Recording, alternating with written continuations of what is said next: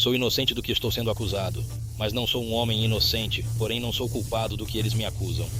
Isso é de acordo com um WTVF-TV.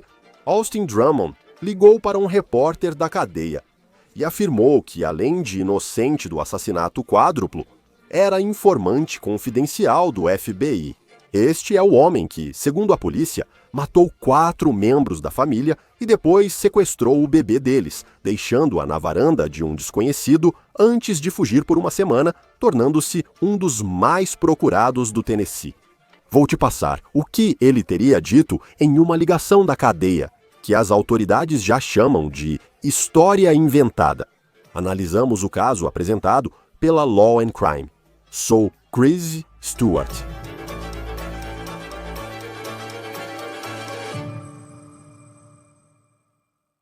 Promotores do Tennessee dizem que vão buscar a pena de morte no caso contra Austin Drummond.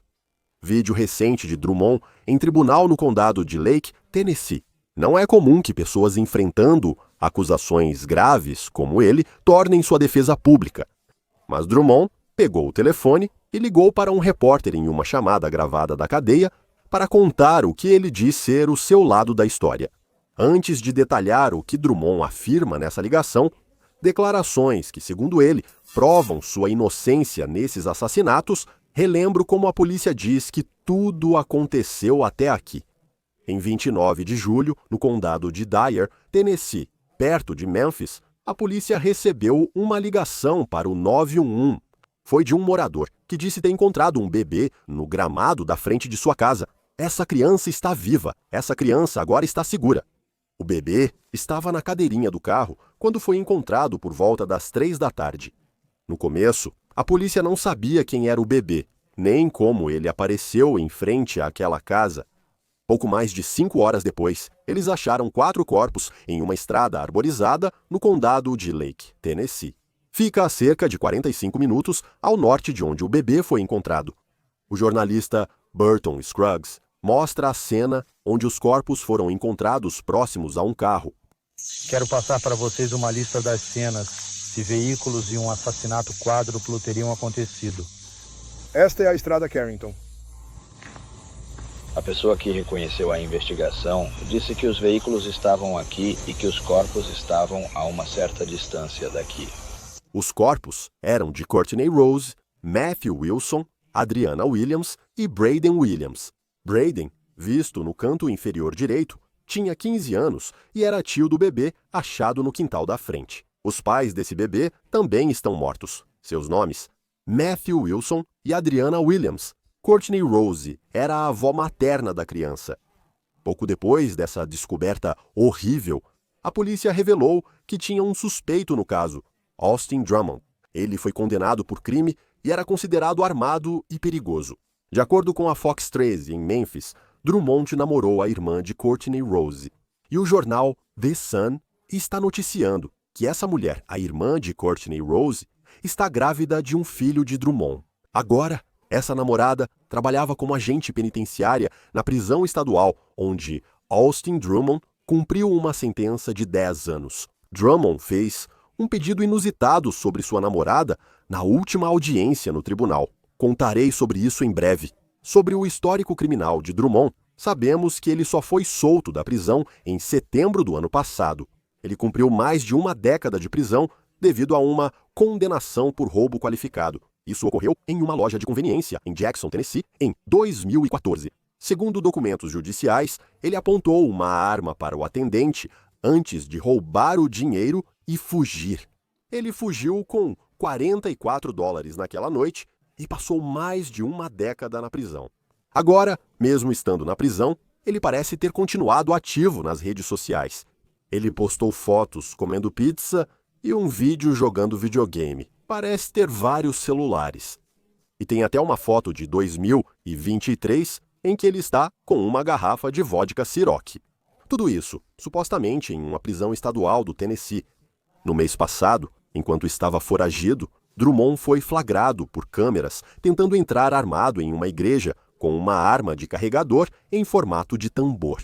Esse vídeo assustador foi feito antes da prisão dele, que ocorreu poucos dias depois, na manhã de terça-feira, 6 de agosto.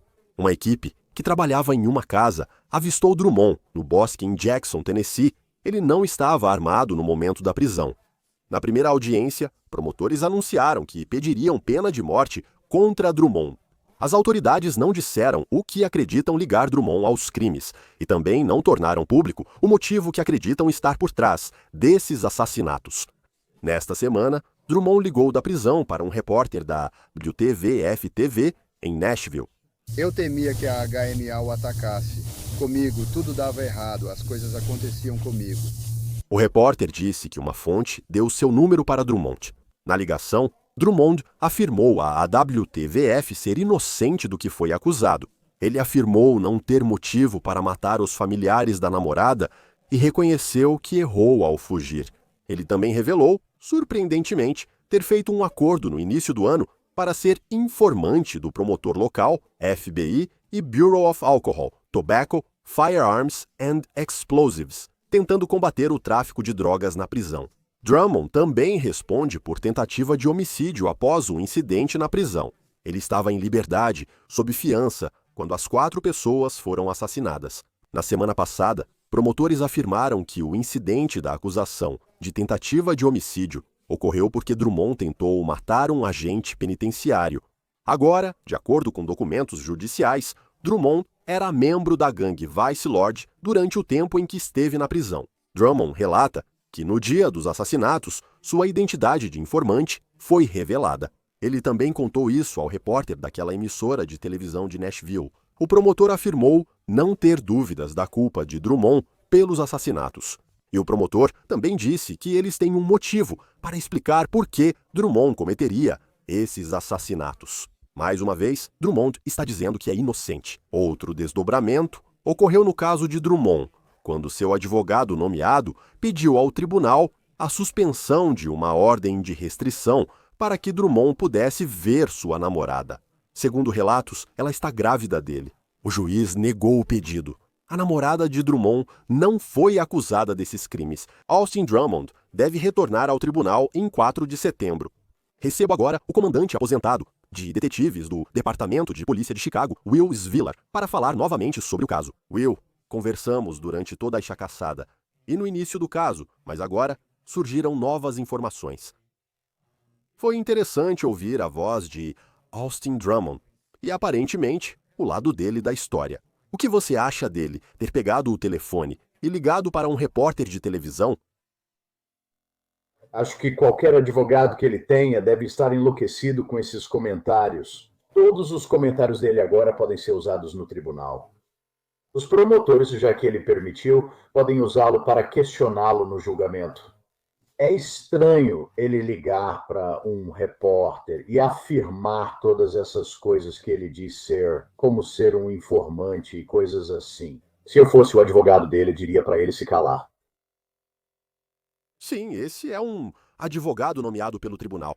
Então, eles estão apenas começando a se conhecer, eu acho. E então ele afirma isso. E claro, ele diz que é inocente, o que eu acho que muitos de nós, aqui está alguém que, se for considerado culpado, provavelmente nunca mais verá a luz do dia fora de uma prisão. E os promotores dizem que vão pedir a pena de morte. Então, não me surpreende que ele diga que é inocente, mas então ele diz que foi recrutado pelo promotor, pelo Bureau of Alcohol, Tobacco, Firearms and Explosives, pelo FBI, que eles iam investigar. Como se trabalhasse para todas essas agências de aplicação da lei rastreando contrabando de drogas. Ele teria sido membro da gangue do Lorde do Vício. E ele estava, ajudando as autoridades a tentar rastrear como as drogas estavam circulando pelo sistema penitenciário. Quão provável, quão realista é a possibilidade de que era isso que ele estava fazendo atrás das grades? É possível e ele pode ser fonte de informação, mas não informante confidencial. E a diferença é a seguinte: pela minha experiência, um informante confidencial, ou informante confidencial como chamamos, é registrado através da nossa divisão de crime organizado. Eles chegam, fazem entrevistas, são cadastrados e recebem um número. Eles precisam se apresentar periodicamente à polícia e conversar com o supervisor. Então, esses são informantes confidenciais que também são pagos. Hoje, uma fonte de informação pode ser só alguém que atende o telefone e talvez ganhe um benefício, como ser transferido de cela. Mas a probabilidade de ele ser um informante confidencial para todas essas agências não é nada provável, porque nós também fazemos a deconflição quando começamos a recrutar pessoas. Existe uma deconflição para ele. Nós realmente garantimos que esse cara não seja um informante, se pudermos saber disso, ou uma fonte de informação para outras autoridades, ou o alvo de qualquer tipo de investigação. Assim, a chance de ele ter sido recrutado por todas essas agências é muito baixa. E nós falamos sobre isso em um dos nossos episódios anteriores, mas ele era membro dos Vice Lords. E você trabalhou em Chicago. É de lá que essa gangue vem. E uma coisa que eu lembro da última vez que conversamos, quero dizer, ele é um cara branco. E isso não é algo que você vê nos Vice Lords.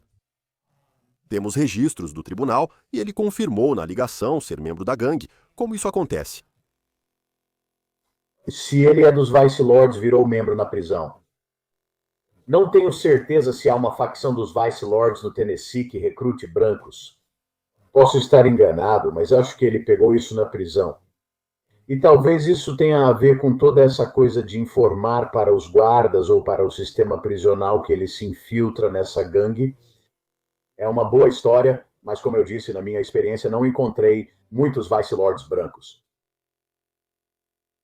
Ele também disse nessa ligação que, no dia em que esses 4 membros da família foram assassinados, claro, tinha o bebê que foi encontrado na cadeirinha a 30, 45 minutos de distância, que sua identidade foi descoberta, que de alguma forma vazou que ele estava trabalhando como informante confidencial.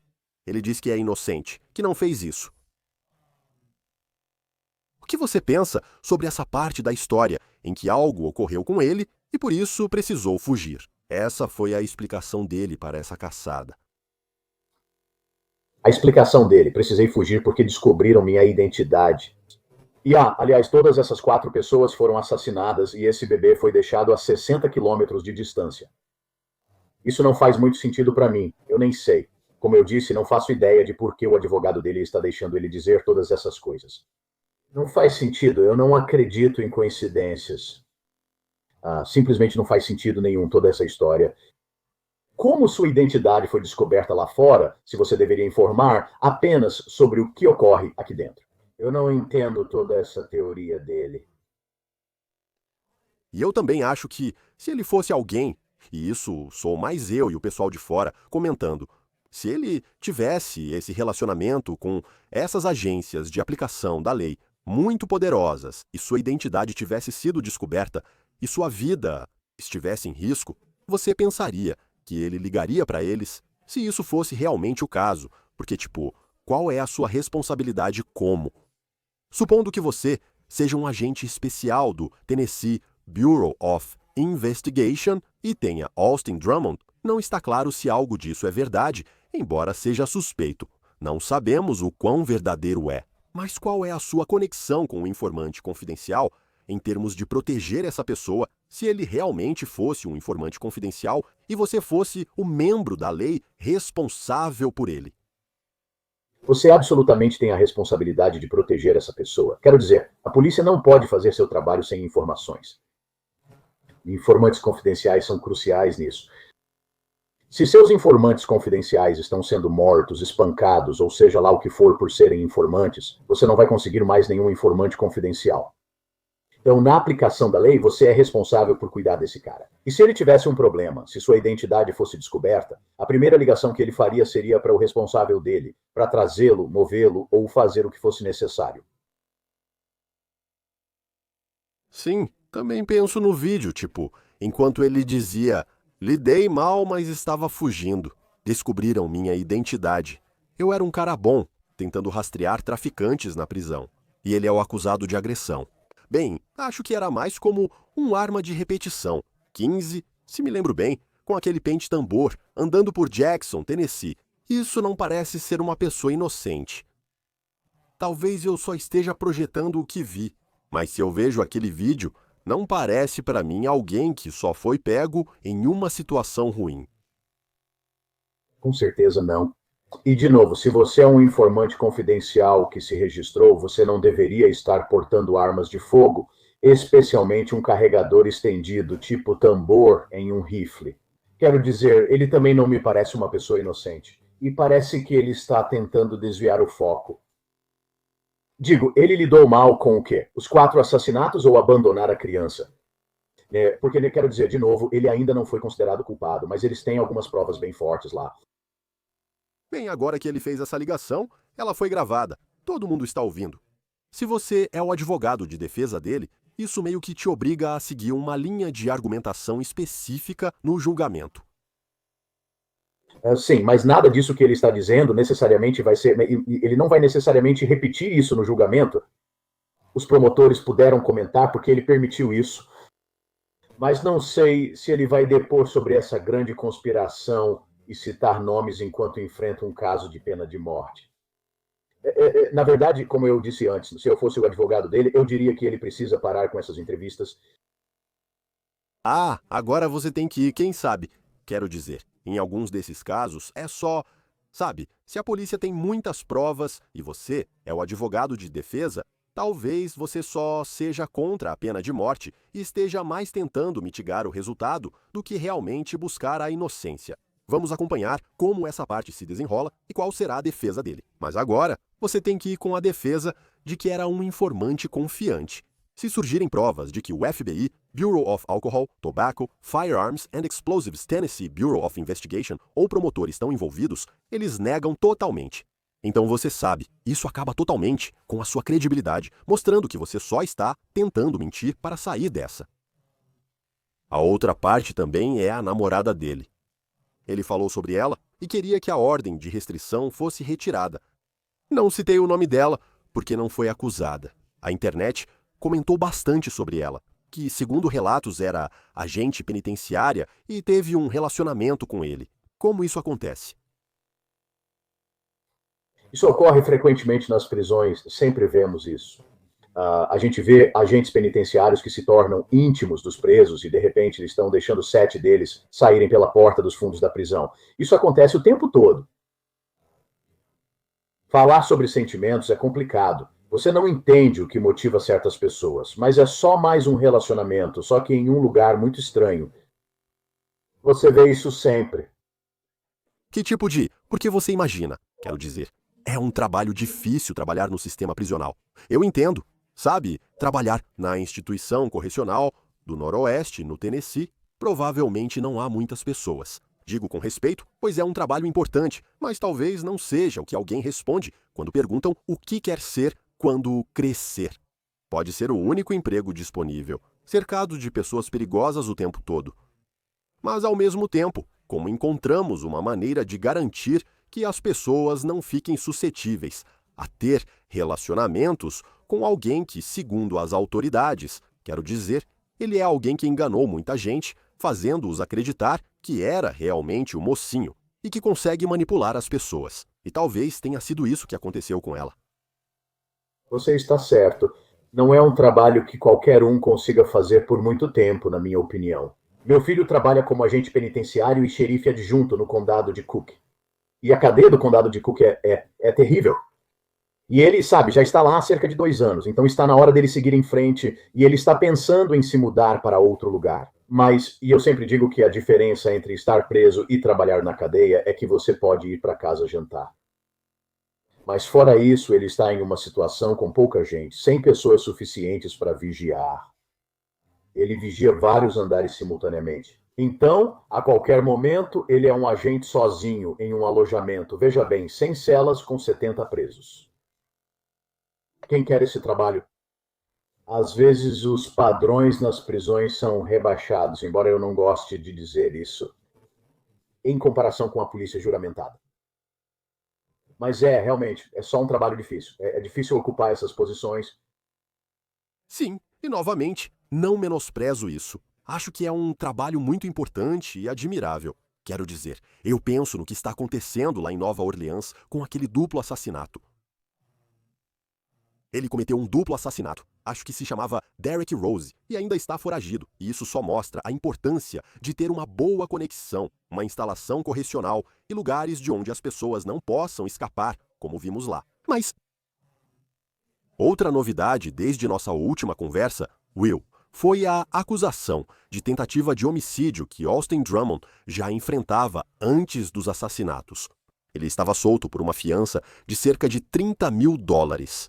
E agora o promotor diz que isso estava relacionado a uma agressão a um agente penitenciário na cadeia. Conversávamos antes sobre como era surpreendente ele ser liberado sob fiança, mesmo respondendo por tentativa de homicídio.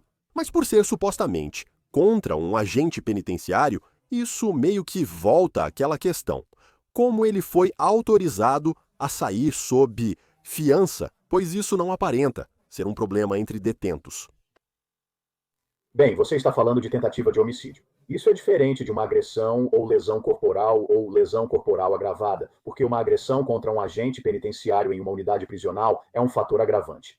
Isso eleva o nível dos crimes graves, mas é só tentativa de homicídio. Isso é algo completamente diferente. E uma fiança de $30 mil por uma tentativa de homicídio.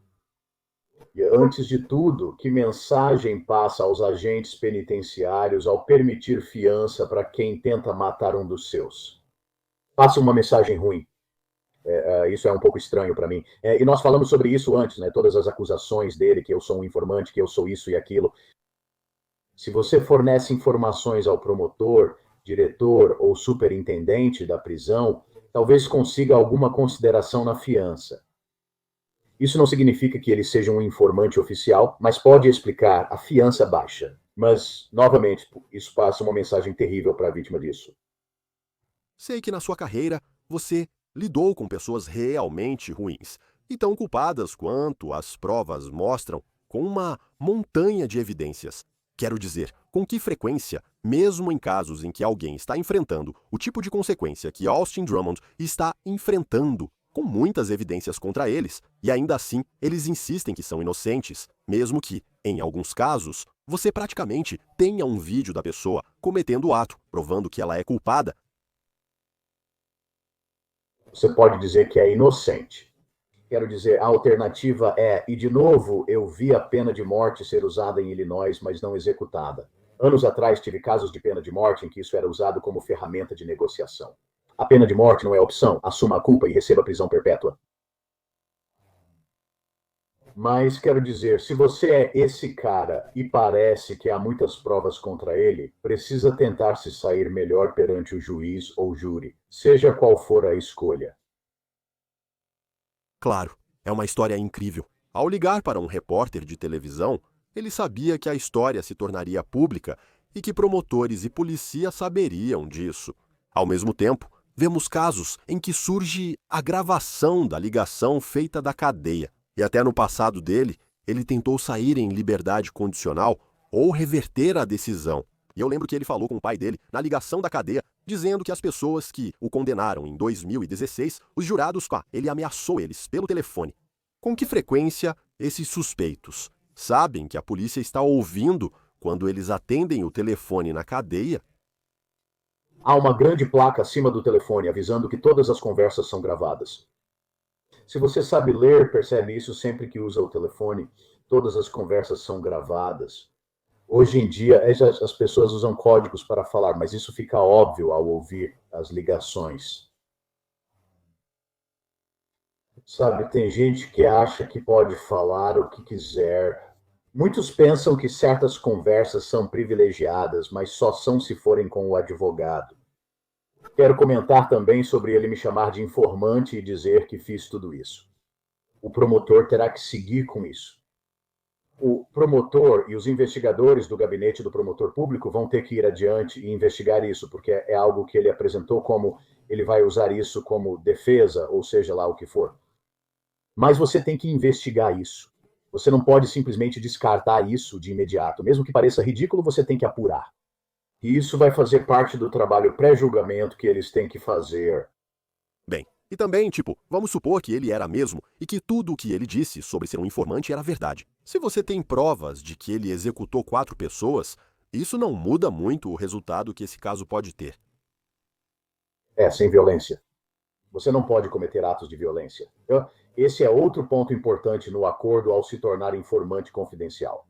Sem violência, armas ou violar a lei.